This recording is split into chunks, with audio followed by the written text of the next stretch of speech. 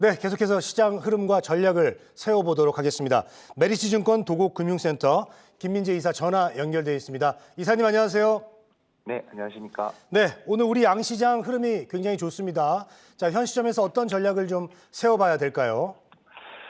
네, 최근에 보도된 바에 의하면 견조한 미국 고용 시장에 따른 미국 금리 인상 우려가 좀 수반이 됐었고요. 이에 따른 지수 변동성이 있었습니다. 동전의 양면이긴 하지만 예전에 제가 한번 말씀드렸듯이 고용 시장이 만약에 향후 악화된다면 지표로 드러나는 실제적인 경기 침체 우려감이 금리 인상 이슈보다 더욱 큰 어떤 단기 시장 변동성이 있었을 것으로 예상하고 말씀을 드렸었는데요. 지금은 선반영된 금리 인상에 따른 불안감보다는 하락 추세에 있는 물가 지표와 이미 좀 올렸었던 기준금리의 역전 현상에 주목할 필요가 있어 보입니다. 오히려 역전에 따른 이후 금리 하락에 대한 시그널로 판단하는 시장이 기습 상승에 투자자들은 오히려 또 주의를 기울여 볼 수 있습니다. 따라서 전체 시장은 단기적인 기간 조정에 대한 불안감보다는 기간 조정이 있을 수는 있습니다. 여전히 구조적으로 성장하고 있는 종목별, 산업별 시장 에너지에 계속 집중할 필요가 있는 구간이라고 판단됩니다. 네, 자, 시장 흐름 살펴봤고요. 오늘 또 눈여겨볼 종목으로 아바코를 가지고 오셨습니다. 자, 최근에 이 주가 흐름이 좋은데요. 아바코 전략 포인트 어떤 게 있을까요? 네, 동사는 LCD, OLED 제조 장비 전문 업체였었는데요.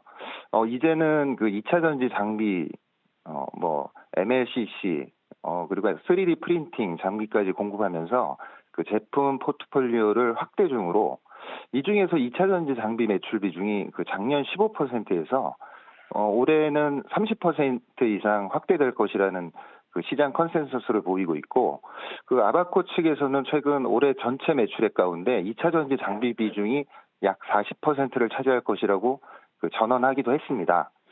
2차 전지용 물류 장비는 LG 에너지 솔루션에 공부하고 있고요. 추가적으로 기술적 난이도가 높은 롤프레스 장비 기술 개발 완료로 테스트 단계에 있기 때문에 전극 공정에 해당하는 장비로서 단가가 높아 향후 실적 성장에 기여할 것으로 보이고 주가도 이 부분에 크게 프리미엄을 받을 것으로 보입니다. 또한 디스플레이 고객사의 설비 투자 감축으로 이연된 수주가 올해 발생할 것으로 기대되어 마진율이 높은 OLED 제조 장비 중심의 수주도 회복될 것으로 판단되고요. 배터리 공장 증설 시 자동화 공정 생산 공간이나 효율화로 생산 능력 향상에 포커싱이 맞춰지고 있는 추세라 동사의 물류 자동화 시스템 설비 수주가 글로벌 배터리 공장 증설 확장에 따른 수주가 지속적으로 있을 것으로 판단됩니다. 이러한 2차 전지 수주 확장 기대감이 반영되어 최근 나타나고 있는 시가총액 현재 주가 한 3,400억 정도 하는데요.